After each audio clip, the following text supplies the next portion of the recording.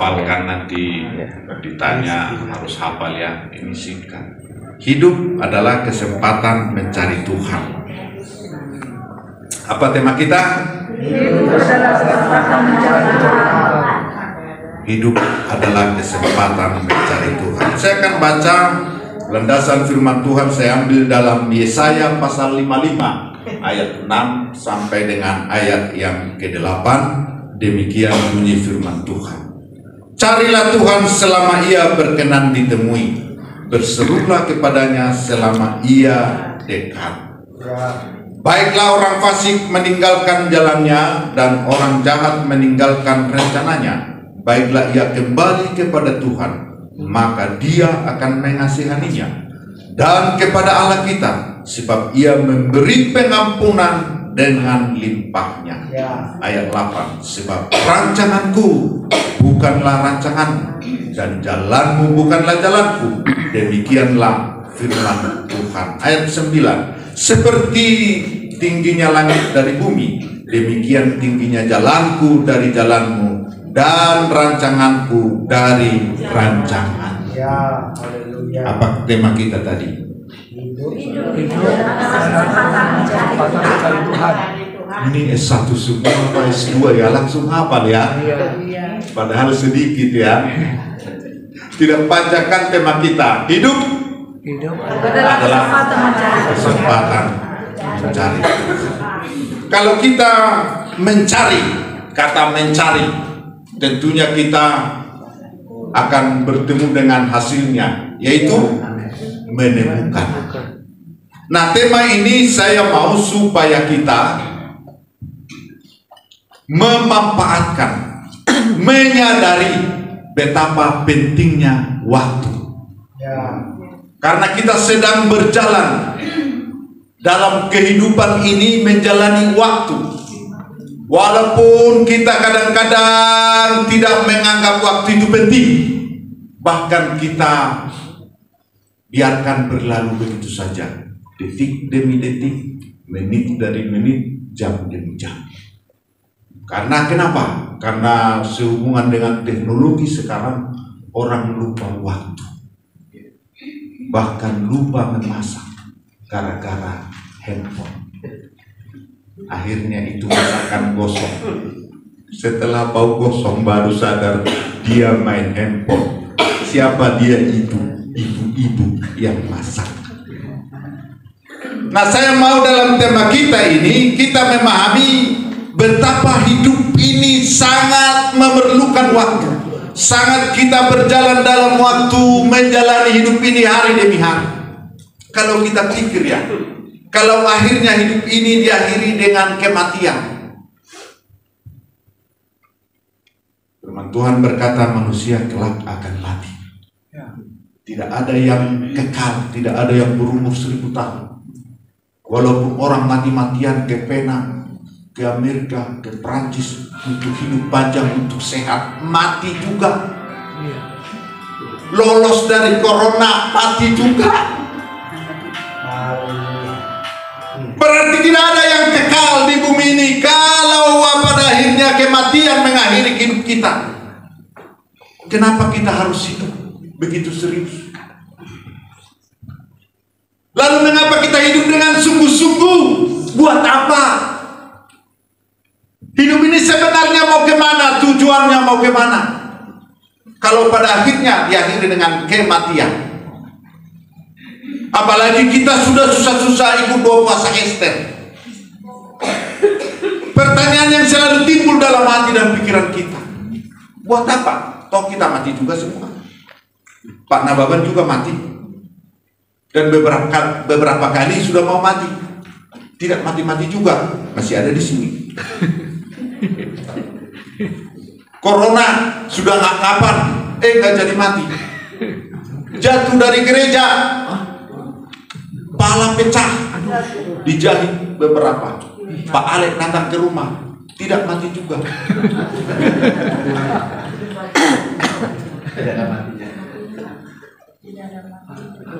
Bahkan waktu itu diumumkan, karena saya pada masa itu pelayanan di 1, 2 Nababan sedunia, saya masuk pelayanan di situ. dan dikabarkan saya jatuh, saya tidak sadar. Dan begitu dikabarkan Pak Pendeta jatuh, di mana jatuhnya? Di gereja. Ah, tidak mati itu. Lah kenapa? Karena jatuh di gereja. Berarti kematian bukan akhir dari segala-galanya. Kadang kita pikir kalau tidak menikah, kita takut hidup sendirian di masa tua. Makanya kita menikah. Kalau menikah, kita lihat tidak ada orang yang kompak sama-sama meninggal. Kita bisa sendiri ditinggalkan oleh pasangan kita. Siapa duluan? Bisa dia duluan, bisa saya duluan. Saya sih sama istri saya, kita kalau lagi manis di meja makan yang manis itu, istri saya bilang, sayang, kalau kita mati, biarlah kita sama-sama mati. Enak bener. Kedengaran sih luar biasa, tapi kematian adalah urusan Tuhan. Kita menikah supaya kita khawatir sendirian nanti di masa tua. Siapa yang tahu kematian? Kita bekerja luar biasa supaya di masa tua kita makmur, supaya banyak uang. Padahal banyak orang meninggal tidak menikmati uangnya, orang lain yang menikmati. Bekerja keras bisa saja tidak menikmati sampai tua. Nah, saya mau supaya kita dalam kehidupan ini hanya mencari Tuhan. Apapun yang kau hidupi, carilah Tuhan supaya kau hidup, bukan diakhiri dengan kematian. Bahasa Bataknya mati. Lebih halusnya modding. Ada yang bilang game, ada yang bilang N. Gak tahu bahasa Manado apa itu.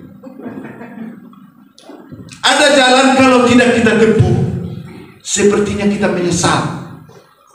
Kenapa ya tidak saya jalani? Ada yang sudah kita jalani hidup ini, bahkan kita menyesal. Kenapa ya kami? Kenapa dulu waktu lahir langsung dipencetkan, langsung mati aja, daripada aku seperti ini, daripada aku menderita. Serapi apapun kita merancang hidup ini, tidak ada yang sempurna. Selalu ada yang kurang. Makanya tema ini saya sampaikan supaya kita serius mencari Tuhan, supaya kita bersungguh-sungguh memanfaatkan bagaimana begitu waktu penting, begitu waktu itu sangat urgent, supaya kita jangan menyia-nyiakan waktu, membuang-buang waktu. Karena saya tahu dan saya melihat teknologi yang luar biasa menyita waktu kita sampai kita tidak sadar kita sudah terbuang-buang waktu 3 jam, 4 jam hanya melihat TikTok. Apa itu TikTok? Facebook, YouTube. Saudara, saya sudah menarik diri dari orang menjadi terkenal, dan saya sudah berdoa, Tuhan, saya tidak mau terkenal, saya mau Tuhan yang terkenal. Jadi saya tidak main Facebook lagi. Dulu waktu saya khotbah di mana gitu, dibikin pendeta Oben, dibikin playernya bagus-bagus, pendeta Nababan Jumat jam 12 khotbah di Wali Kota Jakarta Timur, bikin pakai dasi, pakai jas, keren dengan tema yang luar biasa, dan dilihat orang banyak, dan banyak orang yang nge-like, banyak yang komentar, mantap Pak Pendeta, banyak yang memuji-puji, keren Pak Pendeta, hebat Pak Pendeta, saya meninggalkan Tuhan supaya saya terkenal. Tapi saya sekarang mencari Tuhan detik demi detik untuk memuliakan Tuhan. Tuhan yang makin besar, saya makin kecil. Beri kemuliaan bagi Tuhan. Saudara, saya percaya kita datang ke tempat ini adalah mencari Tuhan. Pernah nggak dengar atau lihat ambulans? Oh, saudara lihat saya, pernah nggak lihat ambulans? Jangan saya seperti ambulans. Pernah lihat ya? Mobil saudara klaksonnya beda nggak dengan ambulans? Beda. Pasti tahu ambulans ya. Apalagi corona kemarin, ambulans itu hampir tiap detik antar orang, bukan orang sakit, orang mati. Jadi ternyata saya tanya, itu kenapa ya klakson ambulan suaranya, sirenenya beda dengan mobil pribadi? Itu menandakan waktu sangat penting. 1 detik pun orang terselamatkan. Makanya kita mencari Tuhan karena waktu itu begitu penting. Kapan waktunya kita mencari Tuhan? Karena kita pun besok hari Rabu belum tentu kita hidup. Oh, Pak Pendeta jangan takut-takut. Saya masih pengen buka puasa, Pak Pendeta. Masakan koapu enak-enak. Hari Rabu saya ini belum tentu hidup. Karena kita tahu orang dimanapun bisa mati. Saya sudah lihat orang lagi berdoa mati, dan teman saya Togar Nababan satu marga lagi berdoa, dia jatuh meninggal. Ada orang lagi menyanyi mati juga. Ada orang lagi makan mati juga. Mati sambil makan. Berarti kalau makan terus tidak jaminan untuk hidup terus, tidak jaminan. Ada orang mati lagi pegang duit, lagi kantongin duitnya banyak. Ada orang mati kaya, mati miskin. Tidak pandang bulu siapapun kita akan menghadapi kematian. Berarti hidup kita ini bukan soal mati kita di bumi ini, tapi soal kita mencari Tuhan untuk memasuki dimensi yang ilahi, yang kekal. Berarti dalam tema kita ini, hidup adalah kesempatan mencari Tuhan. Berarti kita mengerti mau kemana hidup kita. Sehingga kalau ketemu dengan teman yang takut mati, jangan engkau ikut-ikutan takut mati. Aturannya kau orang percaya memberikan keyakinan kepada orang yang takut mati. Tapi karena kau tidak mencari Tuhan, engkau ikut-ikutan takut juga bersama-sama dengan dia. Berarti kematian bukan akhir segala sesuatu. Bahkan firman Tuhan berkata, kematian adalah jembatan menuju kehidupan yang kekal. Berarti kematian bisa kita terjemahkan pada diri kita masing-masing. Bagi saya, kematian adalah cara Tuhan memanggil saya kepada kekekalan. Hidup penuh kenangan yang sulit dilupakan. Ada kenangan kita yang sulit dilupakan ya. Kalau kenangan manis, dan kalau kenangan sangat pahit, susah dilupakan. Makanya banyak orang hidup dalam kepahitan. Wajahnya sih manis, tapi hidupnya pahit. Karena kita bisa bersandiwara dalam hidup ini, tapi di waktu kita mencari Tuhan, mencari mau memahami rancangan Tuhan yang hebat itu dalam setiap kehidupan kita. Sebenarnya kalau kita ikut Tuhan, kita akan mengalami hidup yang surprise setiap hari. Tahu surprise? Kasarnya kaget. Jadi setiap kita diberkati Tuhan, kita kaget, penuh sukacita, bukan kaget jantungan. Saudara, setelah saya ikut dua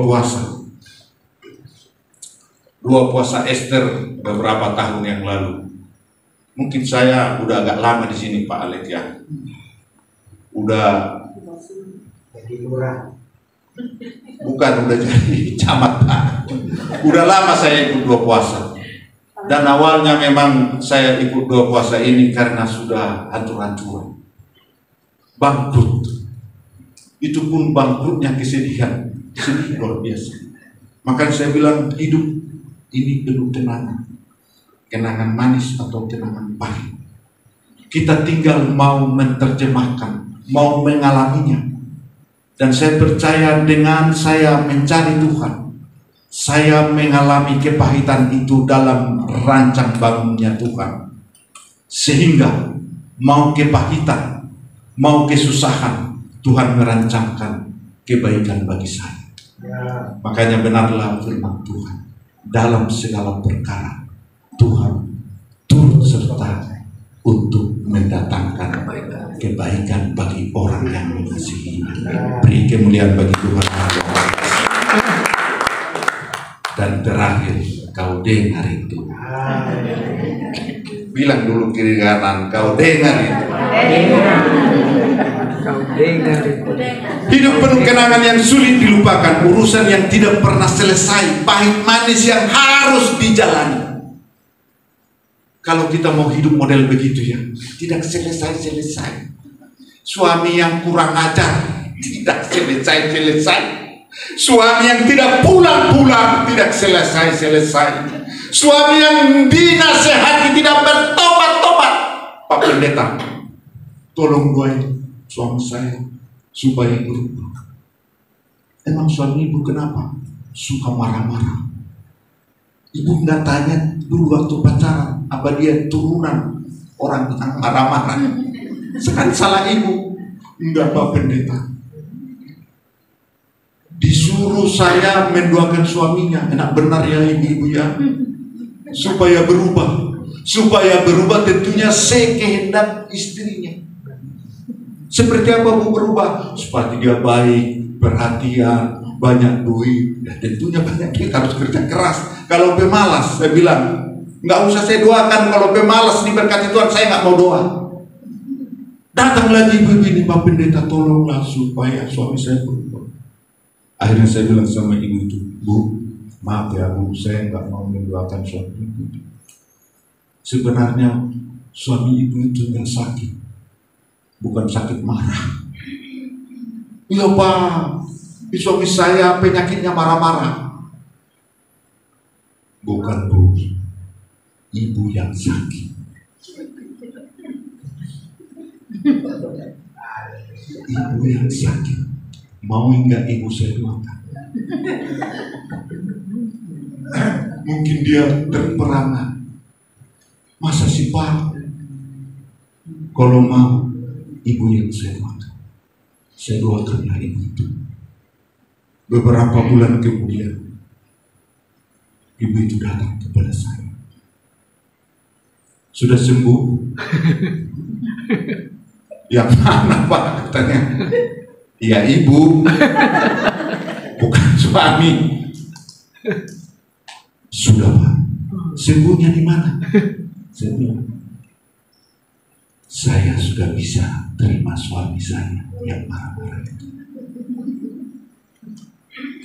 Saya sudah berbahagia hidup dengan suami yang marah-marah.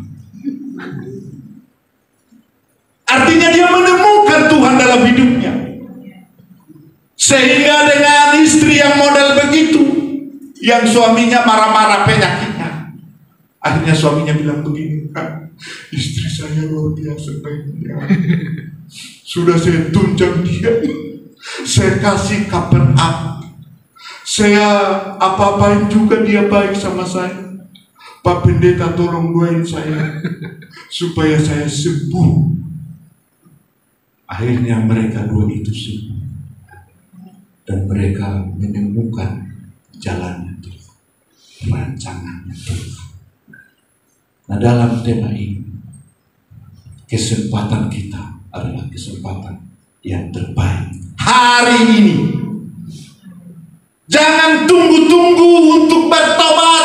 Jangan tunggu-tunggu melakukan yang baik. Lakukanlah today, hari ini, this time. Jangan tunggu waktu, karena waktu ini berjalan secara kumulatif, secara kuantitas, secara kualitas. Tinggal kita pilih, kita menjalani secara kualitas, berkualitas. Kita aja kalau sudah capek, kita mau healing, kan begitu? Quality time, quality time family, atau makan bakso kayak demperan itu quality time, kan begitu? Karena begitu pentingnya waktu yang kita hidupi. Waktu adalah kesempatan yang penting bagi setiap orang yang mencari Tuhan. Waktu Tuhan berdimensi kekekalan. Kalau kita merancangkan hidup kita ini, paling sejauh kalau tua Tuhan ada uang yang kita nikmati. Makanya kita bekerja keras, ya kan? Kalau kita menikah, paling tidak di masa tua ada teman kita, makanya kita menikah. Artinya kita berperang, berjalan sesuai dengan waktu yang ada. Kalau kita pelajari dalam bahasa Yunani ada dua pengertian waktu. Yang pertama yaitu kronos.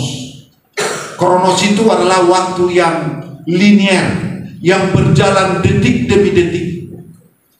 Mau model apapun kita, mau baca handphone, mau lihat handphone, itu waktu akan berlalu terus. Kita tidak menyadari, itu artinya linier. Mau kita tidur 2 minggu tetap itu waktu berjalan. Tinggal kita memanfaatkan atau tidak. Mau kita nonton TikTok selamanya sampai Tuhan Yesus datang, itu berjalan itu waktu.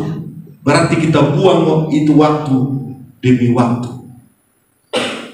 Itu namanya kronos, kuantitas. Yang kedua kairos, yaitu waktu yang emergensi, waktu yang berkualitas. Nah, kalau kita masuk rencana Tuhan, artinya kita mengikuti Tuhan secara waktu yang kairos, rancangan Tuhan yang kekal, yang memiliki kesempatan bagi kita. Sewaktu-waktu kita tidak ada waktu lagi untuk masuk dalam kronos, kairos. Jadi sesuai dengan tema kita, hidup adalah mencari Tuhan. Pergunakanlah waktumu sekarang ini, karena kita tidak tahu kapan waktu berakhir. Inilah waktu yang sangat penting untuk mencari Tuhan. Dan saya percaya di sini wajah-wajah yang datang ke tempat ini sudah ada tanda-tanda mencari Tuhan di wajah saudara.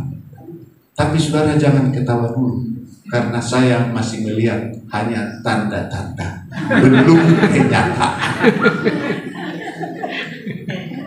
Dengan kita masuk rencana Tuhan, rancangan Tuhan, kita membuktikan mencari Tuhan menjadi kenyataan. Mencari Tuhan menjadi kenyataan dalam kehidupan kita.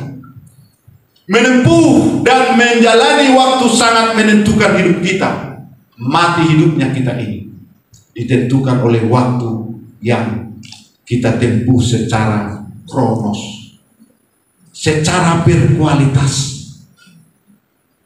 Efesus pasal 5 ayat 15-16 berkata, karena itu perhatikanlah dengan seksama bagaimana kamu hidup. Janganlah seperti orang bebal, tetapi seperti orang arif. Ayat 16. Dan pergunakanlah waktu yang ada, karena hari-hari ini adalah jahat. Berarti kita berperang dalam waktu. Kalau kita terlena, kita akan digilas oleh waktu, dan waktu itu tidak berguna bagi kita. Sebab Tuhan mengarahkan waktu bagi kita. Pergunakanlah waktu itu sebaik mungkin. Sebab itu janganlah kamu bodoh, tetapi usahakanlah supaya kamu mengerti kehendak Tuhan. Berarti mencari Tuhan. Hidup kita adalah waktu mencari Tuhan. Berarti kita menemukan Tuhan. Menemukan Tuhan berarti kita mengerti kehendak Tuhan dalam setiap kehidupan kita. Mengerti setiap kehendak Tuhan bagi diri kita, kita tidak akan takut mati lagi. Karena kenapa? Kita dalam waktunya Tuhan. Waktu dimensi yang dekat. Berarti kalau ada kematian, adalah sebuah perjalanan waktu yang berkualitas. Makanya kalau ada yang mati, sebenarnya nggak perlu menangis. Kadang-kadang saya bingung kalau ada yang mati, ya itu nangisnya luar biasa. Saya kalau bisa tanya kepada yang nangis itu, dia nangis buat yang mati atau buat dirinya atau buat keluarga yang berduka. Kalau yang menangis itu buat orang yang mati sudah tidak mendengar dia. Paling tidak bagi keluarga yang ditinggal, kan begitu. Paling tidak nambah-nambahin kesedihan. Apalagi orang Batak itu namanya mengandung, menangis. Ada orang katanya dalam sosial yang lain, dibayar itu yang menangis. Dalam suku-suku yang lain, tapi khotbah kita bukan di situ.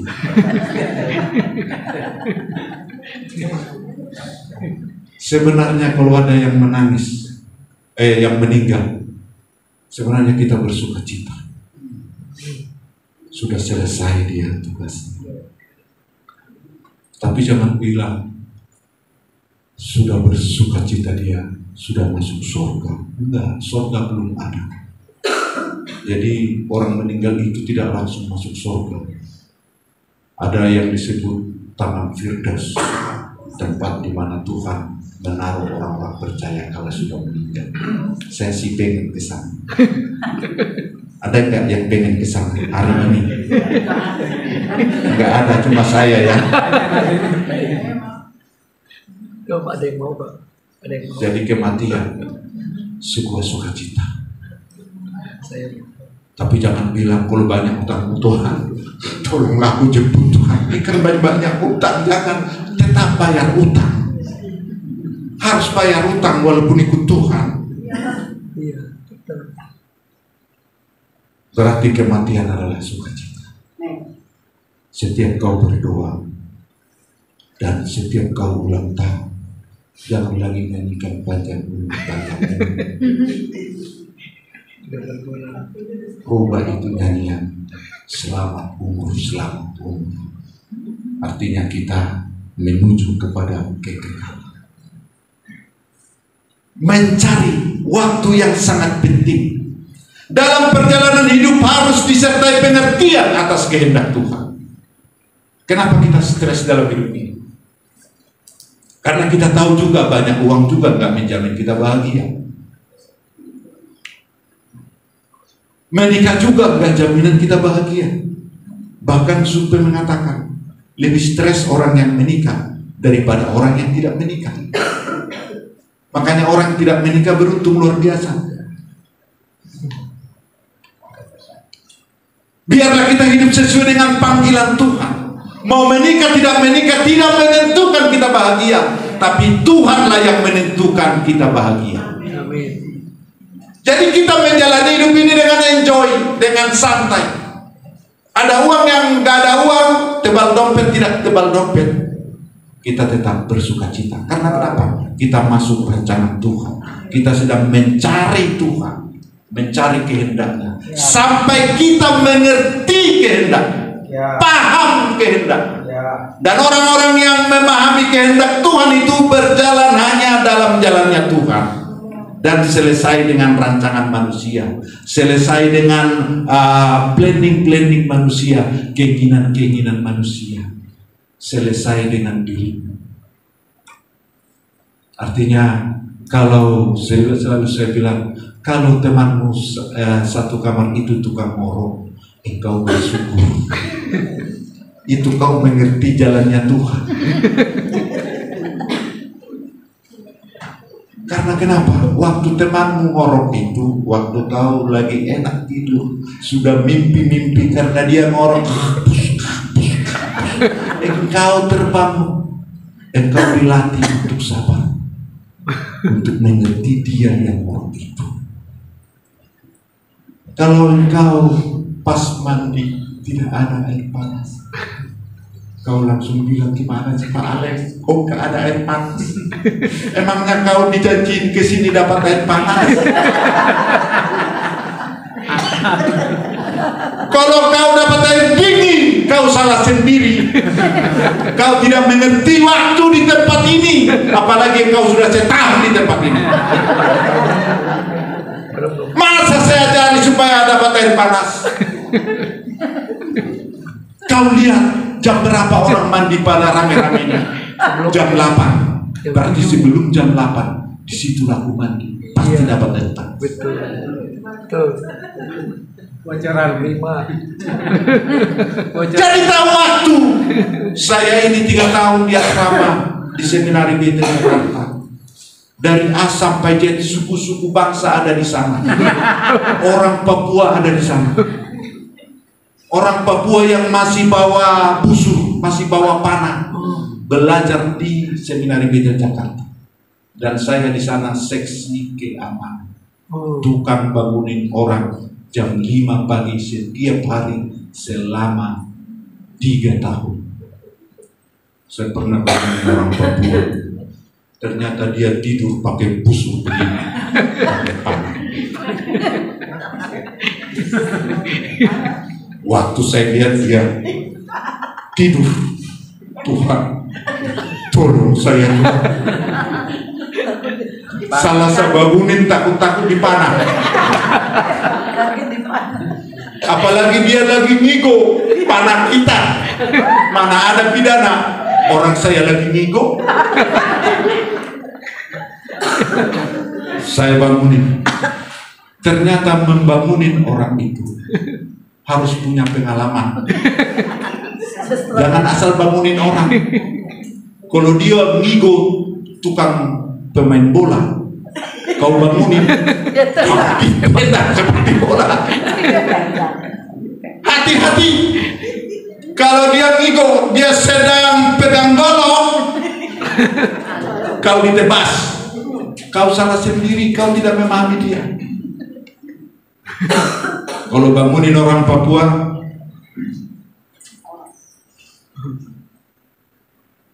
pegang kakinya,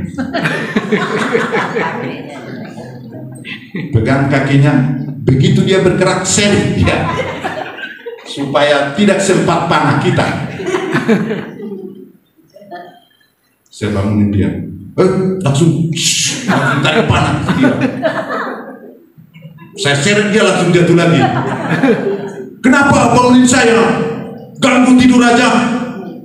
Kita mau berdoa pistol pagi. Saya dilatih menghadapi berbagai-bagai manusia di tempat sana. Saudara, di asrama itu kan sekolah pendeta. Saya pikir malaikat semua. Ternyata iblis pangkatnya naik 1 level. Saya dulu suka minum susu, kopi susu, teh susu, jadi susu kaleng tak bendera. Sudah susah itu saya beli, saudara. Sudah berdoa mati-matian.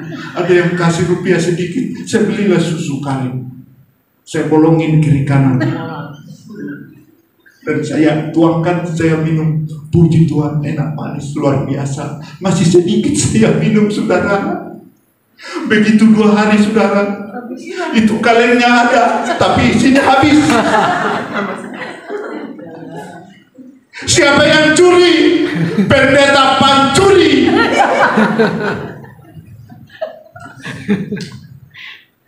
Saya pikir saya mau minum, kalengnya masih tegak berdiri luar biasa. Saya angkat, sudah enteng, sudah ringan. Isinya sudah kosong. Pendeta.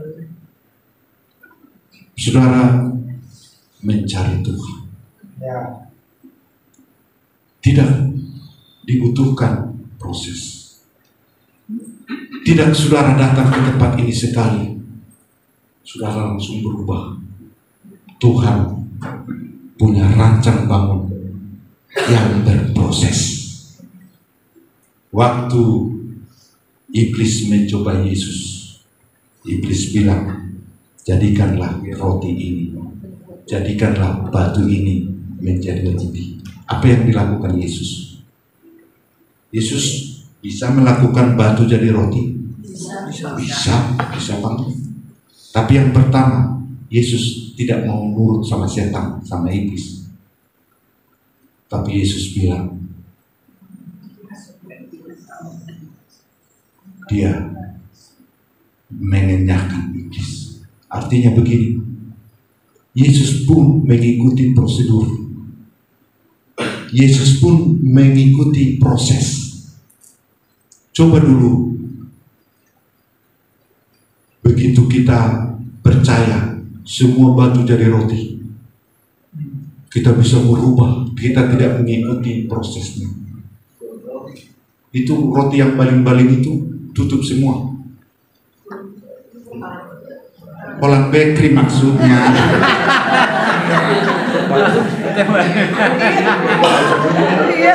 Jadi rancangan Tuhan itu ada proses bagi diri kita.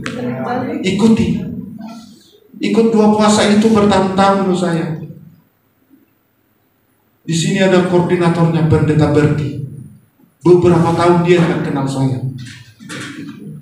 Ya mungkin beberapa hal ya, karena saya waktu itu hanya mencari Tuhan. Saya tidak pandang siapapun. Saya tidak pandang ada enggak ya air panas ya, ada enggak ya teman sekamar saya siapa ya, ngorok apa enggak, tidak. Ibaratnya mau mitesin pun sekamar saya nggak apa-apa. Mau ngorok mau siapapun tidak peduli. Pokoknya saya cari Tuhan saja. Artinya kalau engkau cari Tuhan ke tempat ini, besok pun Rabu mungkin kau tidak kebagian 2 puasa, buka puasa, engkau mengatakan terima kasih Tuhan. Engkau mungkin tidak diperhatikan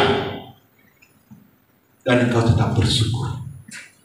Artinya engkau menemukan jalannya Tuhan. Benarlah engkau datang ke tempat ini untuk mencari Tuhan, tidak mencari apapun. Saya Tuhan belajar bagaimana aku melakukan, membuktikan bahwa Tuhan itu baik. Saya pelayanan di berbagai tempat, ada 1, 2, 3. Saya mulai berpikir begini, Tuhan, Engkau terlalu baik bagi saya. Kalaupun Engkau memberi ini, saya akan mau beri lagi.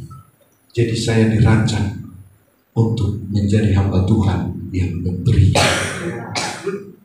Saya mau balik yang pada umumnya.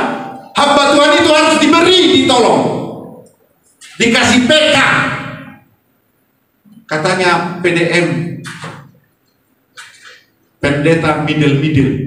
Saya baru tahu itu ada pendeta middle. PDT, pendeta tinggi, bayarannya lebih tinggi. PDP, pendeta pas-pasan. Pas ada PK dikasih, kalau nggak ada nggak usah kasih. Saya mau balik. Pendeta itu kalau dilihat, inilah pendeta pembawa berkat, bukan pendeta amplop. Walaupun kita orang percaya, bukan lagi orang percaya yang mau datang ke sini karena butuh bantuan. Dulu di Kevenray ada yang ikut 2 puasa. Saya pikir bawa tas besar-besar. Apa ya kok ada pergumulan besar di bawah ya? Ternyata dia jualan. Jualan baju, jualan kaos. Saya pikir orang ini masuk surga pun akan jual.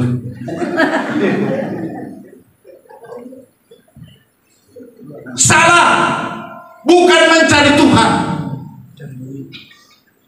Saudara, saya ikut 2 puasa pertama itu hancur-hancuran, habis-habisan. Kalau rumput ditulis jangan injak, kalau saya ditulis silakan injak, karena rumput lebih mahal dari saya. Tapi setelah saya menemukan dan masuk dalam dimensi rancangan Allah yang luar biasa itu, memang benar jalannya Tuhan sangat luar biasa. Rancanganku bukan rancangan, jalanku bukan jalan, bagaikan bumi dan langit jauh. Artinya segala rancangan kita tidak ada benar. Kalau kau merasa hebat dan kau merencanakan hidupmu begitu sempurna sekarang, tidak berguna. Paling sampai umur 70 sudah sudah berakhir. Duit yang kau kumpulin itu begitu mati, sertifikat rumah pindah nama, sertifikat tanah pindah nama, balik nama, duit dibagi-bagi, tidak jaminan. Saudara, hidup adalah kesempatan mencari Tuhan. Beri kemuliaan bagi Tuhan. Kalian ini hanya pembukaan, ini belum khotbah. Jadi saudara jangan serius. Apapun yang ini masih pembukaan aja ini sebenarnya. Saya mau khotbah 4 jam. Hidup adalah kesempatan mencari Tuhan. Saudara, sebagai bukti saudara mencari Tuhan, sudah datang ke tempat ini ya, meninggalkan keluarga, meninggalkan pekerjaan. Mungkin kita senasib karena engkau memang sudah hancur. Mungkin sudah kau gagal, nggak apa-apa. Mungkin engkau sakit hati dan tidak ada lagi pertolongan yang mau menolong engkau. Bahkan saudara dekat pun, bahkan saudara kembar sekalipun tidak menolong engkau, sehingga kau datang ke tempat ini. Tidak salah engkau datang ke tempat ini untuk diberkati, tidak salah. Tapi datanglah ke tempat ini hanya untuk mencari Tuhan. Saudara, pada saat kapan? Ini baru masuk khotbah ini. Pada saat kapan? Kapan waktu yang tepat untuk mencari Tuhan? Yang pertama, selagi masih ada kesempatan. Jadi kesempatan itu tidak terulang, saudara. Pergunakanlah waktu-waktu ini. Pergunakanlah waktu sebaik mungkin. Ayat 6 berkata, carilah Tuhan selama ia berkenan ditemui, berserulah kepadanya selama ia dekat. Berarti waktu ini sangat-sangat yang terbaik bagi kita. Saudara, kalau datang ke tempat ini, inilah quality time bagi masa depan kita. Jadi kalau saudara quality time dengan keluarga, bagus juga. Di restoran yang mahal, waktu makan sih enak-enak, tapi setelah lihat bilnya sakit gigi. Karena kenapa? Karena melebihi ekspektasi. Aturannya bayar 500, itu restoran memang mahal, jadi 800. Akhirnya waktu enak-enak makan, begitu bayar di kasir, akhirnya sakit perut karena kemahalan. Gunakanlah kesempatan yang ada. Quality time dengan Tuhan, itulah masuk kita ke dimensi Allah yang kekal. Supaya kita masuk dalam rancangan Tuhan. Jangan sia-siakan kesempatan yang ada, karena kesempatan tidak selamanya ada. Saudara, kesempatan kita 2 puasa di tempat ini adalah kesempatan yang terbaik. Karena saya juga, saudara, sudah berkali-kali saya datang ikut 2 puasa. Ada aja tantangannya. Istri saya itu sudah ikhlas untuk memberangkatkan saya. Tapi kadang-kadang entah hawa apa ya, situasi apa, sayang, aku kayaknya keringat dingin. Pas mau berangkat, maksudnya apa? Pas kita mau berangkat dia keringat dingin. Ya udah, keringatnya dilap, dinginnya ya dipanasi supaya panas. Kan begitu. Iya sih. Berarti kan dibuat-buat. Kok tadi kita sebelum berangkat hari hanya nggak keringat dingin, begitu hari hanya jamnya keringat dingin. Ada aja. Yang ban mobil lah kurang angin, yang kempes lah, ada aja. Tapi dikala kita mencari Tuhan dengan tantangan yang sudah ada di wajah saudara, saya lihat banyak juga tantangan yang saudara lalui hingga sampai di tempat ini. Siapa yang tidak bermasalah dengan ekonomi? Saudara, bukannya banyak ekonomi, banyak duit dapat tempat ini. Mungkin saudara sama dengan saya, tidak ada duit datang ke tempat ini. Bayar tol aja kita jantungan. Ini kartu saya masih kurang kali, karena pas-pasan. Kadang-kadang sisa 2.000. Serli, kadang-kadang sisa 2.000 tol saya serli. Begitu banyak 2.000 sisanya, puji Tuhan masih lolos. Kalau kurang 2.000 portal tidak akan buka. Berarti tantang menjadi satu dorongan untuk kita mencari Tuhan selama Ia berkenan dicari. Beri kemuliaan bagi Tuhan. Saudaraku, saudara yang dikasihi Tuhan, apa ini macet ini?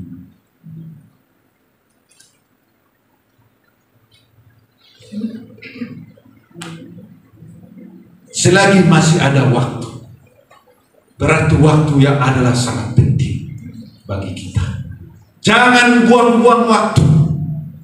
Saudara, saya mengisi waktu dengan tukang. Saya orang tukang. Jadi kalau ada yang rusak bangunan apa, panggil saya. Saya suka dan hobi. Nggak dibayar pun nggak apa-apa. Teman saya dulu bilang, bodoh kau nggak dibayar. Kayak hobi. Jadi saya senang. Ternyata saya juga senang. Gereja kita itu ruko yang lama. Jadi harus dibetulin tiap hari. Ada aja yang rusak. Ya, rumah yang bagus saja pasti ada yang rusak. Nah, saya melayani di situ.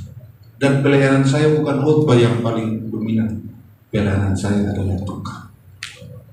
Dan sudah tukang, udah baik-baik, tidak dibayar, jatuh bulan. Jadi hampir mati. Tapi Tuhan tetap jaga. Sudah mau mati loh. Dan Pak Alek datang ke tempat saya. Baru saya sadar, 3 hari kemudian baru saya sadar Pak Ali itu ke rumah. Waktu dia datang, dia tidak tahu bahwa itu Pak Ali. Sudah mulai error. Begitu ngomong sama istri, Pak Ali datang. Oh iya ya, baru saya sadar 3 hari. Dokter bilang, sedikit lagi besi itu menyinggung otak saya. Error selama-lamanya. Hilang ingatan. Puji Tuhan Pak Alek, masih 3 hari hilang ingatan. Tidak selamanya. Masuk dalam rancangan Tuhan. Mau model seperti apapun hidupmu, Mau engkau orang gagal, orang sakit hati, tidak dihargai, orang yang dibuang, carilah Tuhan. Dengan demikian engkau masuk dalam waktunya Tuhan, dalam rancangan Tuhan yang berdimensi kekekalan. Beri kemuliaan bagi Tuhan yang luar biasa. Saudara-saudara yang dikasihi Tuhan, yang kedua, kapan waktu yang tepat untuk mencari Tuhan? Yang kedua, pada saat kita merindukan jalannya Tuhan. Firman Tuhan berkata, baiklah orang fasik meninggalkan jalannya dan orang jahat meninggalkan rancangannya. Baiklah ia kembali kepada Tuhan, maka dia akan mengasihaninya, dan kepada Allah kita, sebab dia memberikan pengampunan dengan limpahnya. Seperti apapun masa lalu, siapa di sini yang tidak punya masa lalu? Kita nggak usah buka-buka. Siapa yang tidak punya masa lalu yang gelap di tempat ini? Hanya Tuhan yang tahu. Masa lalu saya gelap, tapi saya datang kepada Tuhan. Tuhan yang penuh belas kasihan itu, tidak memperhitungkan kesalahan kita. Itulah waktu yang paling tepat, waktu kita merindukan jalannya, kita bertobat, kita merubah hidup kita. Yang dulunya pembohong, biarlah engkau menjadi orang yang jujur. Yang dulunya engkau tidak selalu negatif thinking, engkau sekarang ikut Tuhan menjadi positif thinking. Auramu menjadi aura yang positif. Yang dulunya engkau suka nasi komplain, engkau sekarang menjadi orang yang melayan. Biasanya orang yang rajin itu sedikit ngomong, banyak bekerja. Orang yang malas itu banyak ngomong, sedikit bekerja. Itulah orang yang malas. Dan biasanya yang kotor, dia sangat peka. Kotor ini, kotor sampah di mana-mana. Tapi orang yang rajin itu belum ngomong, dia udah punya. Tapi orang yang malas itu diumumkan dulu ke RT, kabupaten, dan provinsi bahwa ini kotor. Saudara, di kamar mandi kita itu, entah ada yang lupa ingatan buang sampah. Gak usah ngomong. Iman adalah bagian dari kebersihan, adalah bagian dari iman. Gak usah ngomong. Udah pungut aja. Gak usah lapor ke Pak Alex. Pak Alex, ada bungkus sabun di kamar mandi kami. Emang Pak Alex tukang sampah. Klinik servis. Layanilah semua.